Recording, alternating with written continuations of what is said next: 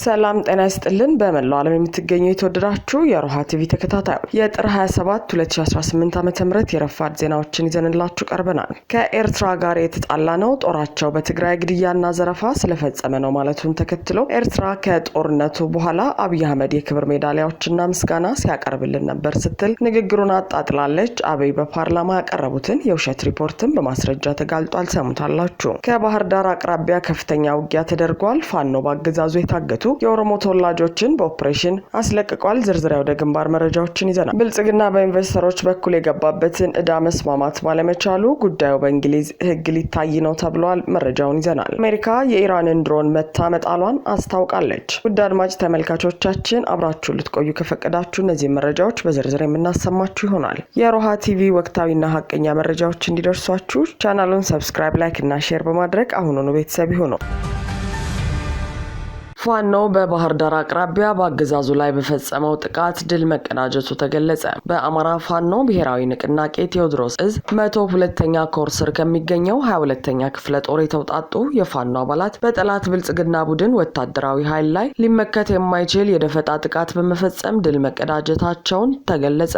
የአገዛዙ ወታደሮች ዙ 23 እና ሌሎች ከባባድ መሳሪያዎችን ታጥቀው ወታደራዊ ኦፕሬሽን በማጀብ ከባህር ዳር ጭንባ እያጓጓዙ ባለበት የተፈጸመው የደፈጣ ጥቃት የአገዛዙ ኃይል ከባድ የሆነ እልቂትን የተከናነበበት ነው ተብሏል። ባህር ዳር አፍንጫ ስር የጎዲ ቀበሌ አቅራቢያ ልዩ ስሙ ሪበከንቱ ተብሎ በሚጠራው አካባቢ ላይ ሲደርሱ የቦምብ ውርጅብኝ የወረደባቸው የአገዛዙ ወታደሮች በዚህም በርካታ ጓዶቻቸው ሙትና ቁስለኛ እንደተደረጉባቸው መረብ ሚዲያ ዘግቧል። ከጥቃቱ የተረፈው የአገዛዙ ኃይል ሙትና ቁስለኛውን በተሽከርካሪ ጭኖ ወደ ባህር ዳር ከተማ በመሸሽ ላይ እንዳለ የእናንተ ልጆች ናቸው የመቱን በሚል ንጹሃኖችን መደብደቡ ታውቋል። አማራዊ የጦር ብልሃትን ከሽምቅ ሳይንስ ጋር ያዋሃደው በዚህ ደፈጣ ጥቃት የፋኖ አቅም ምን ያህል ጠንካራና በትንሽ የሰው ኃይል ትላልቅ ግዳጆችን በስኬት የሚወጣ መሆኑን ያስመሰከረ ነው የተባለ ሲሆን በአንጻሩ ደግሞ የአገዛዙ ኃይል የሚሰነዘርበትን ጥቃት ተከላክሎ ራሱን ማዳን የማይችልበት ደረጃ ላይ መድረሱን በገሃድ አሳይቷል ተብሏል። ይህ በእንዲህ እንዳለ አገር ሰላም ብለው ከሸዋ መራቤቴ አውራጃ ከደራ ጉንዶ መስቀል ከተማ ተነስተው ወደ አዲስ አበባ በመጓዝ ላይ በነበሩ 7 የኦሮሞ ተወላጆች ላይ እሁድ ጥር 24 2018 ዓ.ም ከረፋዱ 4 ሰዓት ላይ ብልጽግና አገዛዝ ባሰማራቸው ዘራፊዎች ልዩ ስሙ ወንጭት በተባለ አካባቢ ታግተው የተወሰዱ ሲሆን እኚህ ንጹሃን ወገኖቻችን የአፋብን ሸዋ ጠቅላይ ግዛት እዝ አጼ አምደ ጽዮን ኮር የአጼ ዳዊት ክፍለ ጦር ባደረገው ልዩ ክትትልና አስደማሚ ኦፕሬሽን ታጋቾቹን ያለምንም አካላዊ ጉዳት ከአጋቾች ነፃ ማውጣቱን የክፍለ ጦሩ የህዝብ ግንኙነት ክፍል ኃላፊው አርበኛ ያሬድ ታመን አስታውቋል። ክፍለ ጦሩ በላከው መረጃ እንደገለጸው በቀጠናው ስርዓቱ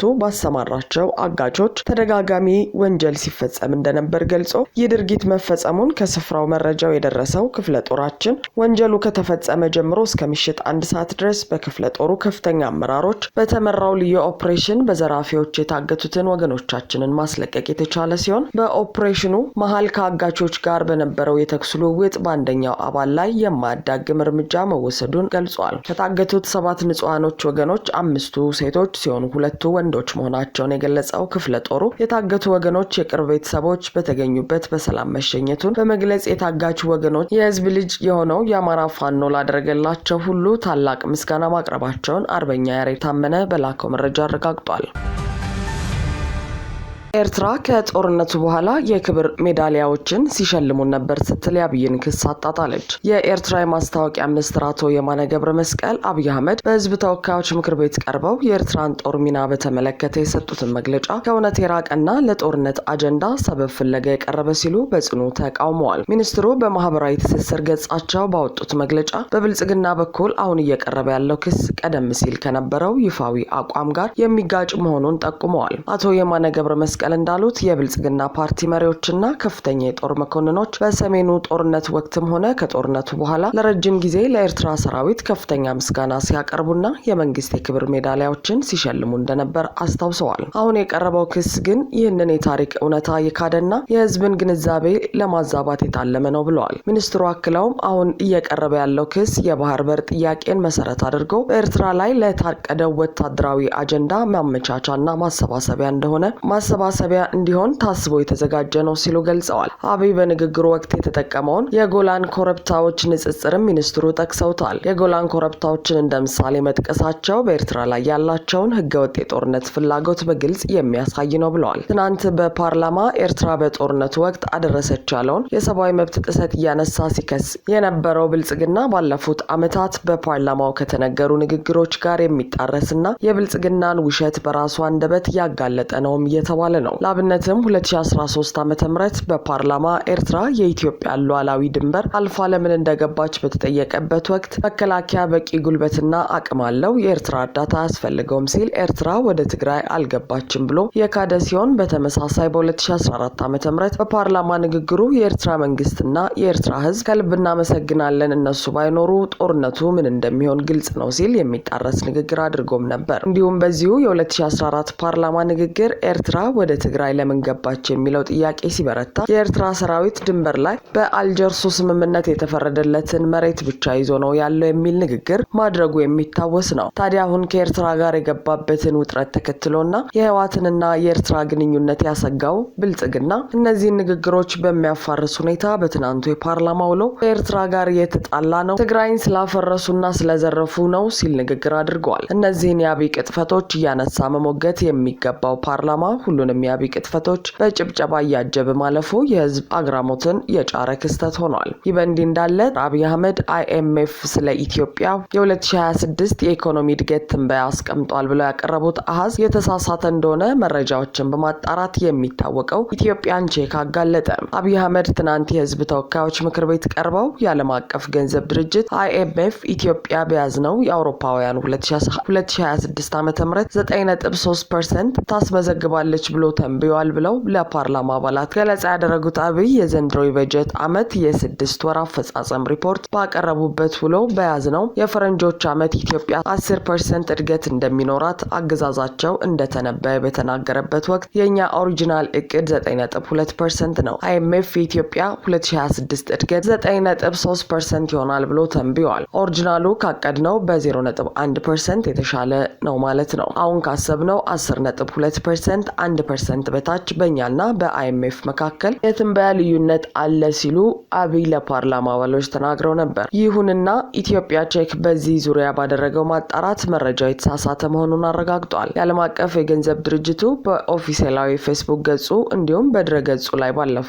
ጥቅምት ያጋራው መረጃ እንደሚያሳየው የኢትዮጵያ ኢኮኖሚ በተያያዘው 2026 የፈረንጆቹ አቆጣጠር 7.1% እንደሚያስመዘግብ የገለጸ ሲሆን በተጨማሪም ተቋሙ ከ9 ቀን በፊት ባወጣው አዲስ ሪፖርት ላይ የኢትዮጵያ የኢኮኖሚ እድገት 7.1% እንደሚሆን እንደሚጠበቅ በድጋሚ ማረጋገጡ ተዘግቧል። ተቋሙ ባወጣው አዲስ ሪፖርት መሰረት ከሳራ በታች ያሉ የአፍሪካ ሀገራት የአማካኝ እድገት 4.6% እንደሚሆን በፌስቡክ ገጹ ላይ ባጋራው መረጃ ላይ አስቀምጧል።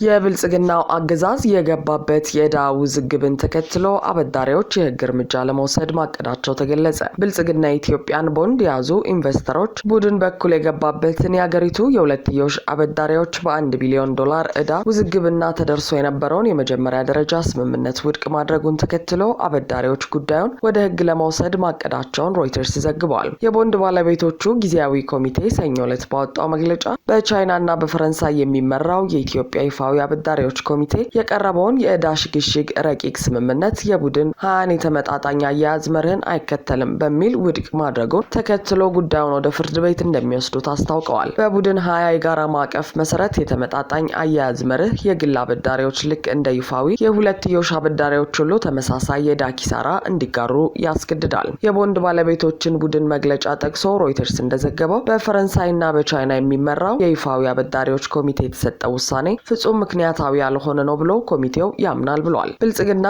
በህዳር 2023 በዓለም አቀፍ ቦንድ ክፍያ ላይ ችግር ካጋጠመው በኋላ በሐምሌ 2017 ዓ.ም ከይፋዊ አበዳሪዎች ጋር የዕዳ ሽግሽግ ስምምነት ላይ መድረሱ ተገልጿል። ይህ ስምምነት ብልጽግና ከሚዘውራቸው ከግል ኢንቨስተሮች ጋር ለሚደረገው ድርድር መንገድ የከፈተ ቢሆንም በጥር ወር መጀመሪያ ላይ ይፋ ተደርጎ የነበረው ጊዜያዊ ስምምነት አሁን ባለው ውሳኔ ሳቢያ መሰናክል እንደገጠመው ዘገባው አስረድቷል። በታቀደው የዕዳ ሽግሽግ የሽግሽግ ስምምነት መሰረት የቦንድ ባለቤቶቹ በዋናው ዕዳ ላይ የ15% ቅናሽ እንዲደረግና ዕዳው እስከ 2021 ዓ.ም በሚቆይ አዲስ የ$850 ሚሊዮን ቦንድ እንዲተካ የሚጠይቅ እንደነበርና ስምምነቱ በተጨማሪም የኢትዮጵያ የኤክስፖርት ገቢ አፈጻጸም ላይ የተመሰረተ ተጨማሪ ክፍያን ያካተተ ነበር ተብሏል። ሆኖም የአበዳሪዎች ኮሚቴ ሴክሬታሪያት ለሮይተርስ እንደገለጸው ብልጽግና የፈረመው የማክሮ ኢኮኖሚ ተከትሎ እንዲያለው ስምምነት በቦንድ ባለቤቶችና በይፋዊ አበዳሪዎች መካከል ከፍተኛ የጥቅም ልዩነት ይፈጥራል በሚል ውድቅ ተደርጓል ብሏል።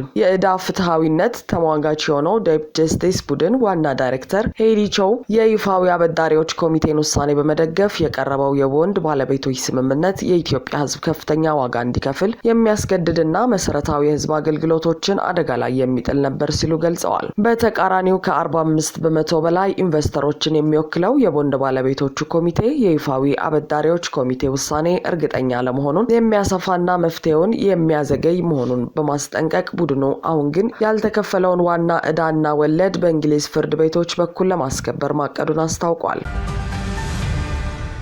አሜሪካ የኢራንን ድሮን መታ መጣሏን አስታወቀች። የአሜሪካ መካከለኛው እዝ ከዩኤስኤስ አብርሃም ሊንከን የጦር መርከብ የተነሳ የአሜሪካ ተዋጊ ጀት የኢራንን ድሮን ወደ ጦር መርከብና በውስጡ ወደ ነበሩ ወታደሮች በመቃረቡ መመታቱን አስታውቋል። እንዲሁም የኢራን አብዮታዊ ዘበኛ ጀልባዎች በሆርሙዝ ወንዝ ላይ የአሜሪካ ሰንደቅ ዓላማ የጫነች የንግድ መርከብን ለማገት ሙከራ ማድረጋቸውን ሴንትኮም ገልጿል። የኢራን ወገን በበኩሉ መርከቧ ኢራንን ግዛት ጥሳ በመግባት ማስጠንቀቂያ ተሰጥቷት አካባቢውን ለቃ መውጣቷን ገልጿል። ፕሬዚዳንት ትራምፕ ዛሬ በዋይት ሃውስ ለጋዜጠኞች በሰጡት መግለጫ አሜሪካ ከኢራን ጋር አሁኑኑ እየተደራደረች መሆኑን ገልጸዋል። ሆኖም ንግግሩ የት እንደሚካሄድ ለመናገር ፈቃደኛ አልሆኑም። ትራምፕ ባለፈው ሰኔ ወር አሜሪካ በኢራን የኑክሌር ተቋማት ላይ የፈጸመችውን ሚድናይት ሃመር የተሰኘውን ጥቃት በማስታወስ ያ ጥቃት እንደገና እንዲከሰት የሚፈልጉ አይመስለኝም ሲሉ አስጠንቅቀዋል። የኢራኑ ፕሬዚዳንት መስዑድ ፔዜሽኪያን የውጭ ጉዳይ ሚኒስትራቸው ክብርን፣ ጥንቃቄንና ብልሃትን መሰረት